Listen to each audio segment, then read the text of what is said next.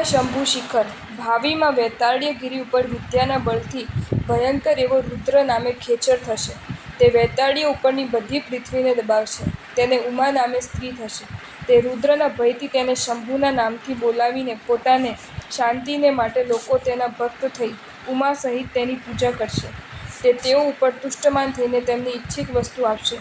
તેથી લોકો તેની સદૈવ વિશેષ રીતે પૂજા કરશે.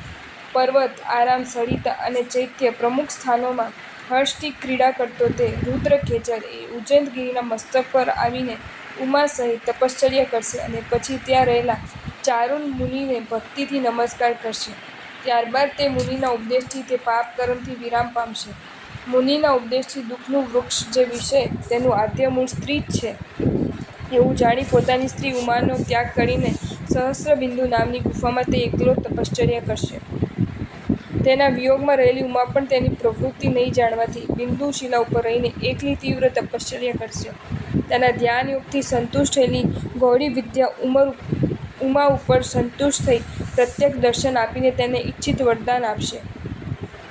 તે વરદાનથી પોતાના પતિને સહસ્રબિંદુ ગુફામાં તપ કરતા જાણી ત્યાં જઈ અતિ મોહક રૂપથી ઉમા રુદ્રને ધ્યાનમાંથી શોભ પમાડશે. સ્ત્રીથી કોણ શોભ ન પામે? એટલે શોભ પામેલો તે રુદ્ર પુનઃ પ્રેમમગ્ન થઈ તેની સાથે ક્રીડા કરશે. તેનાથી આ ગિરિ ઉમાશંભુ એવા નામથી પ્રખ્યાત થશે. સહસ્રબિંદુએ ગુફામાં એક ચિત્તથી શ્રી નેમિનાથ પ્રભુનું આરાધન કર્યું હતું. તેથી તે આગામી ઉત્સર્પણી કાળમાં તીર્થંકર થશે.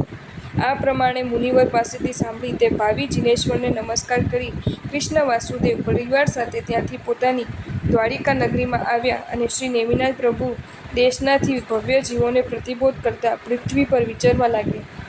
રાજીમતીએ સંવેગ પામીને શ્રી નેમિનાથ પ્રભુની પાસે વ્રત ગ્રહણ કર્યું અને એક વસુદેવ વિના બધા દશારોએ દીક્ષા લીધી.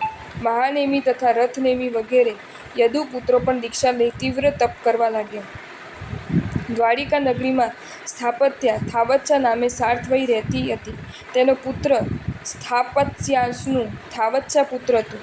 તે પુત્રે 32 પ્રિયાઓની સાથે પાણી ગ્રહણ કર્યું હતું અને સ્ત્રીઓની સાથે વિવિધ પ્રકારના સુખો ભોગવતા તેના ઘણા દિવસો સુખપૂર્વક વ્યતીત કર્યા. એક વખત શ્રી નેમિનાથ પ્રભુની દેશના સાંભળીને તે થાવચ્ચા પુત્ર ક્ષણવારમાં વિષય સુખથી વિમુખ થઈ ગયા અને પોતાની માતા પાસે આવીને વિવિધ આગ્રહથી દીક્ષા સ્વીકારવા માટે અનુજ્ઞા આપવા પ્રાર્થના કરી. એટલે મુક્તાફળથી ભરેલો થાળ લઈ માતાએ કૃષ્ણ પાસે આવીને પોતાના પુત્રનો દીક્ષા લેવાનો આગ્રહ જણાવ્યો. કૃષ્ણે તેની સાથે આવીને થાવચ્ચા પુત્રને સંસારની તૃષ્ણા વધે તેવો વચનો કહ્યા. પણ અતિ વિરક્ત હોવાથી તે થાવચ્ચા પુત્ર પોતાની ભાવનામાં મક્કમ રહ્યા અને કૃષ્ણનું વચન માન્ય કર્યું નહીં. તેથી હર્ષ પામીને કૃષ્ણએ તે સ્થાપત્યા પુત્રની સાથે દીક્ષા લેવાની ઈચ્છાવાળા જે આત્માઓ હોય તેઓને જાણ કરવા માટે પોતાની નગરીમાં આ ઘોષણા કરાવી. તેથી વ્રત લેવાની ઈચ્છાવાળા 1000 પુરુષો ત્યાં એકઠા થયા. કૃષ્ણએ તે સર્વનો થાવચ્ચા પુત્રની સાથે દીક્ષા મહોત્સવ કર્યો. થાવચ્ચા પુત્ર મુનિ તે સર્વ મુનિઓની સાથે શુદ્ધ જ્ઞાનધારી થયા. જીવાદિ તત્વને જાણનારા તે થાવચ્ચા પુત્ર મુનિને પ્રભુએ સૂર્યપદે સ્થાપિત કર્યા. ત્યારબાદ તે 1000 મુનિઓની સાથે તેઓ પૃથ્વી પર વિહાર કરવા લાગ્યા. થાવચ્ચા પુત્ર આચાર્ય વિહાર કરતા કરતા એક વખત શૈલક નામના નગરમાં પધાર્યા. ત્યાં શૈલક નામના રાજાએ તેમને પ્રતિબોધ આપીને અનુવ્રતધારી કર્યો. ત્યાંથી વિહાર કરી આચાર્ય મહારાજ સૌગંધિકપુરીમાં ઉદ્યાનમાં પધાર્યા. ત્યાં એક સુદર્શન નામના તાપસ ભક્તે તે પ્રસિદ્ધ આચાર્ય મહારાજને નમસ્કાર કર્યો. તે શેઠે તેમની પાસેથી જીવદયામય ધર્મ સાંભળીને આગ્રહપૂર્વક ગ્રહણ કર્યો. ચિંતામણી રત્નને કોણ ન ઈચ્છે? સુદર્શનનો પૂર્વનો ગુરુ શુક્ર નામે એક સંન્યાસી હતો. તે 1000 શિષ્ય સાથે દેશાંતરમાંથી ફરતો ફરતો તે નગરમાં આવ્યો. ત્યાં સુદર્શન શેઠની જુદી રીતનો થઈ ગયેલો જોઈ તેને કહ્યું, હે શિષ્ય, કયા પાખંડી ગુરુ પાસેથી તે આ ધર્મ સ્વીકાર્યો? તે બોલ્યો, સ્થાપત્યાસુનો થાવચ્ચા પુત્ર મારા ગુરુ છે. તેથી પોતાના 1000 શિષ્યોથી પરિવરેલો શુક્ર પરિવ્રાજક સુદર્શનની સાથે નીલ અશોકવનમાં ગયો. ત્યાં રહેલા થાવચ્ચા પુત્ર આચાર્ય મહારાજને જોઈ શુક્ર પરિવ્રાજકે પોતાના ધર્મના સ્થાપનપૂર્વક શુક્ર પરિવ્રાજકને તેના પ્રશ્નોનો ક્રમપૂર્વક જવાબ આપીને નિરુત્તર કરી દીધો હતો.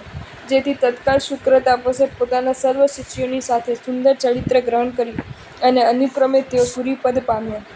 ભવભીરુ થાવચ્ચા પુત્ર આચાર્ય મહારાજ પોતાના અંત સમય નજીક જાણી શ્રમરહિતપણે સિદ્ધગિરિ તીર્થ પર આવ્યા અને અનશન ગ્રહણ કર્યું. એક માસના અંતે તીર્થના મહાત્મ્યથી જીન ધ્યાનમાં પરાયણ એવા તેઓ સર્વ પરિવાર સાથે મોક્ષપદ પામ્યા. શુક્રાચાર્ય વિહાર કરતા શૈલક નગરે પધાર્યા અને ત્યાંના રાજા શૈલકને 500 મંત્રીઓ સહિત પ્રતિબોધ કરી દીક્ષા આપી.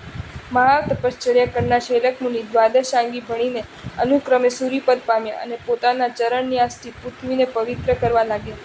શુક્ર આચાર્ય પણ ચિરકાળ પૃથ્વી પર વિહાર કરી શત્રુંજય તીર્થ ઉપર આવી અનશન લઈ કેવળ જ્ઞાન પામ્યા અને એક માસના અંતે જ્યેષ્ઠ માસની પૂર્ણિમા 1000 મુનિઓ સહિત અનંત ચતુષ્ટયને સિદ્ધ કરીને નિર્વાણ પામ્યા. શૈલક આચાર્યના સંયમીપણામાં અકાળે ભોજન કરવાથી શરીરમાં રોગો ઉત્પન્ન થયા. તેઓ ફરતા ફરતા શૈલક નગરે આવ્યા. તેઓને સંસારી પુત્ર મદુક રાજા પોતાના પિતા મુનીશ્વરને આવેલા જાણીને પરિવાર સાથે સામો ગયો. ભક્તિથી તેમની વંદના કરી અને તેમના વાણી સાંભળીને શ્રાવક ધર્મ ગ્રહણ કર્યો. પછી ગ્લાન થયેલા પિતા મુનિને નમસ્કાર કરીને તે રાજા બોલ્યો, હે ગુરુદેવ, જો આપની આજ્ઞા હોય તો હું વૈદ્યો પાસે આપની નિર્દોષ ચિકિત્સા કરાવું. આ પ્રમાણે કહી તેમની આજ્ઞા મેળવીને મદુકે વૈદ્યોને બોલાવી તેમનો ઉપચાર કરાવ્યો. ત્યાં બહુ દિવસ રહેવાથી આચાર્ય રસમાં લોલુપ થયા. તેથી એક પંથક નામના શિષ્યએ ત્યાં મૂકી બાકીના સર્વ મુનિ પરિવારે અન્યત્ર વિહાર કર્યો.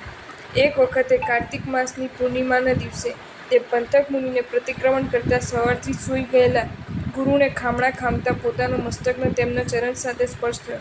મને કોણ જગાડે છે? એમ બોલતા ગુરુ ઉઠ્યા.